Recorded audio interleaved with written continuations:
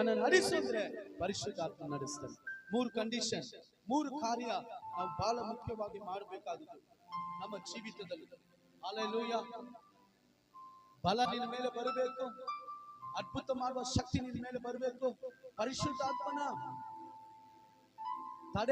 ತಡೆದು ನಿನ್ನ ಕಂಟ್ರೋಲ್ ಮಾಡ್ಬೇಕಂದ್ರೆ 3 ಕೆಲಸ ನೀನು ಮಾಡ್ಬೇಕು. ಆ ಪವಿತ್ರ ಆತ್ಮನ ಯಾರಲ್ಲಿದ್ದಾನೋ ಅವನಿಗೆ ಮಾತ್ರ ಬಿಡುಗಡೆ. ಪರಿಶುದ್ಧಾತ್ಮ ಇದ್ರೆ ಮಾತ್ರ ಬಿಡುಗಡೆ. ಸಹೋದರ ಸಹೋದರಿ, 2 ಕೊರಿಂಥಿಯ 3:17 ಹೇಳ್ತದೆ, ಈ ಪವಿತ್ರ ಆತ್ಮನ ಯಾರಲ್ಲಿದ್ದಾನೋ ಅವನಿಗೆ ಬಿಡುಗಡೆ. ನಿನಗೆ ಬಿಡುಗಡೆ ಬೇಕಾ? ಪವಿತ್ರ ಆತ್ಮನಿಂದ ಪ್ರಾರ್ಥಿಸು, ಪವಿತ್ರ ಆತ್ಮನ ಅನುಸಾರವಾಗಿ ನಡಿ. ಆ ಕರ್ತನೇ ದೇವರ ಆತ್ಮನು, ಆ ಕರ್ತನೇ ದೇವರ ಆತ್ಮನೇ, ಕರ್ತನ ಆತ್ಮನು ಯಾರಲ್ಲಿದ್ದಾನೋ ಅವರಿಗೆ ಬಿಡುಗಡೆ ಉಂಟು. ಅವನಿಗೆ ಬಿಡುಗಡೆ ಉಂಟು.